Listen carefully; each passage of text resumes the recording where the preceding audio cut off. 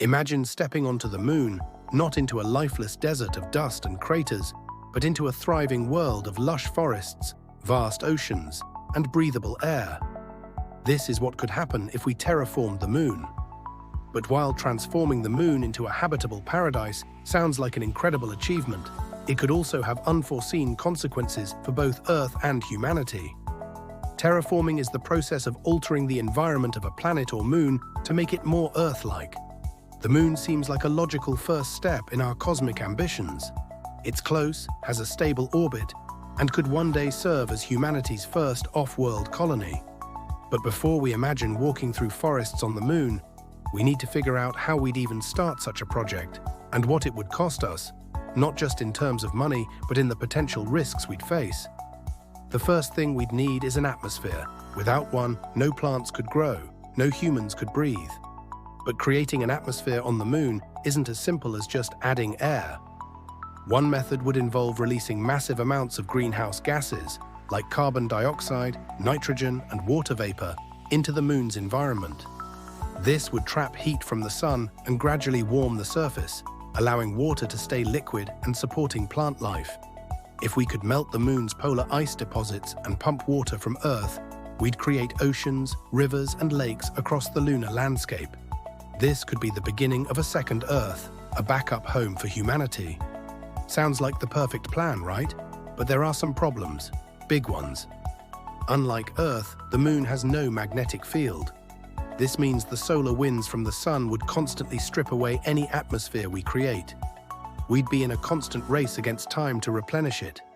And even if we managed to maintain an atmosphere, the moon's low gravity, just 1/6 of Earth's, would mean that holding onto that atmosphere would always be an uphill battle. The air would gradually escape into space, no matter what we do. There's also the question of the moon's environment. It's constantly bombarded by micrometeoroids. Without a thick atmosphere or a magnetic shield like Earth's, every tiny impact could damage the surface and disrupt life on this fragile, terraformed moon. But let's assume we figure out a way to solve all of these challenges. What happens if we succeed? The moon could become an incredible new frontier for humanity, a place where we could build homes, grow crops, and even develop new technologies in low-gravity environments. The moon could serve as a stepping stone to deeper space exploration, acting as a hub for missions to Mars and beyond. With lunar resources at our disposal, we could develop energy systems and technologies that might revolutionize life on Earth. Imagine looking up at the moon from Earth at night, not as a distant, lifeless rock, but as a thriving, glowing world reflecting the light of cities and farms. But as we transform the moon, we must ask ourselves, at what cost? The moon's gravitational pull plays a crucial role in stabilizing Earth's climate. It controls our tides, affects weather patterns, and even impacts the stability of our planet's axis. If we were to drastically alter the moon, increasing its mass or changing its orbit, the consequences for Earth could be catastrophic.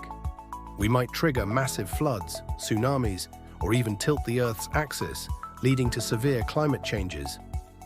Terraforming the moon could give us a new home and advance our civilization, but it could also wreak havoc on the planet we already call home. So what's the answer? Could we terraform the moon and survive the consequences, or would we risk turning Earth into a disaster zone? This is what if, and maybe it's time to look even farther than the moon. Could Mars be the better candidate for terraforming? Well, that's a story for another time.